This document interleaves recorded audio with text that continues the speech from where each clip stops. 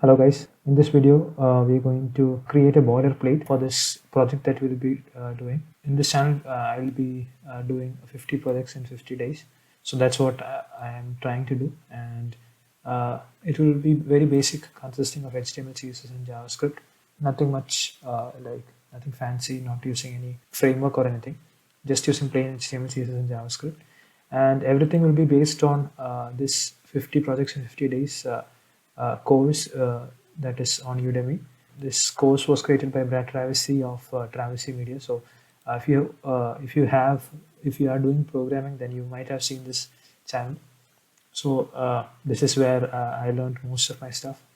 So I'm using a Visual Studio Code here. Everything that I'll be doing is in Visual Studio Code.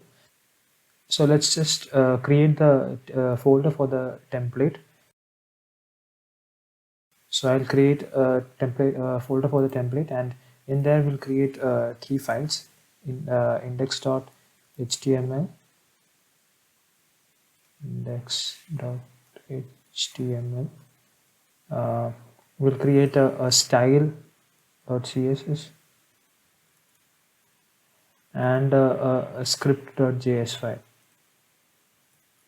So these files will be common for all the projects, and we'll do all the things that are necessary within these files itself. So for now, let's just create a sample HTML page. So I have used Emmet here. Emmet is just a code completion tool or extension that I use. On typing exclamatory mark, I can just get a sample HTML document here. So I have just given a page title of project, and the beauty of Emmet is that you can just type the HTML tag without the greater than or less than symbol, and just enter to get the tag here. Now what we'll do is link the style.css and the script tag.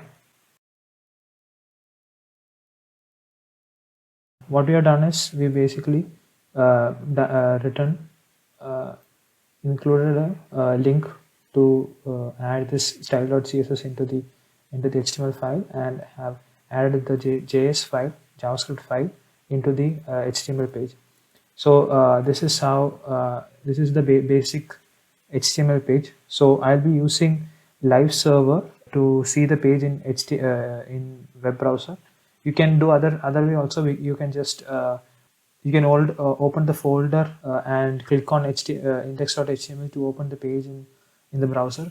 But the problem with that is every time you do some changes here, you have to close the browser and reopen again. But in order to save time, what we'll do is we'll just right click, and we'll just we'll just click open with Live Server, and you can see that the folder is the browser has opened the project, and the h1 tag, my project, is here. So every time we do something and save here, it will automatically reflect here. So that's the beauty of using Live Server. So next what we are going to do is we'll add some CSS to the HTML page.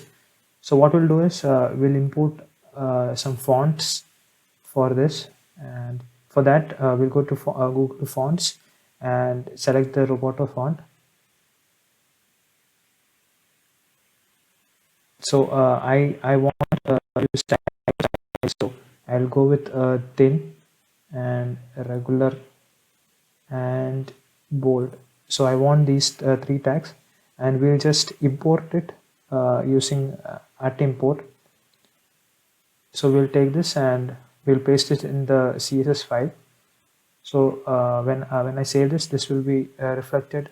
This will be imported into the document. So we'll do some basic styling here. So first we'll add the font to the body. So font family,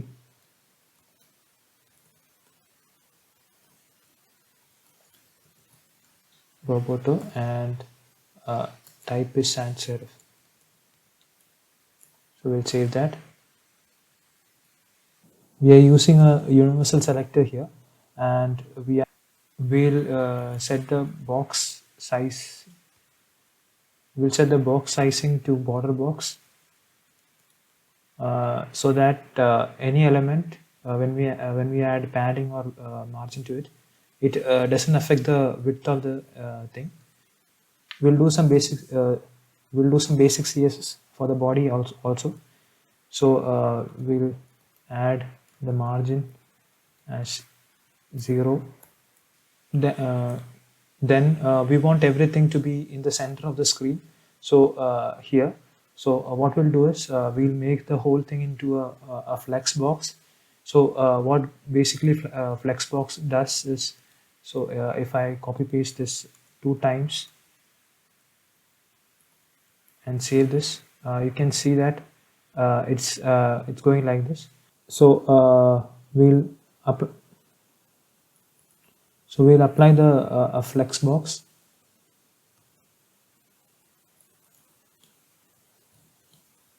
So when we do that, you can see all the uh, text. All the text has been aligned in a row, but we want to align it in a column way. So what we'll do is we'll set the direction of it. So what we'll do is we'll set the flex direction as column. So what it will do is it will bring everything back into a column. Now what we want is we want both of everything to be centered here. So what we'll do is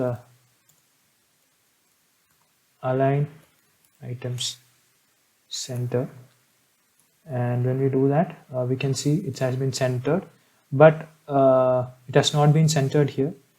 So we'll justify content center. So when we do that, still nothing has happened. That's because the height of the window has not been set. So we'll set the minimum height of the window as 100 VH. So what 100 VH means is 100% of the viewport height. So now it's centered horizontally and vertically directly in the center. Now there are possibility that sometimes there may appear the scroll by default. So we may not want that. So we'll hide the overflow. So we'll do that overflow hidden.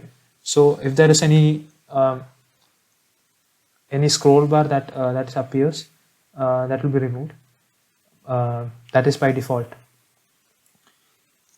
So this is the basic setup that we'll be using. So I'll just remove the other H1s. And this is the page that we'll be using for the future product projects. So we'll just copy paste this template, and we'll just change the files in them.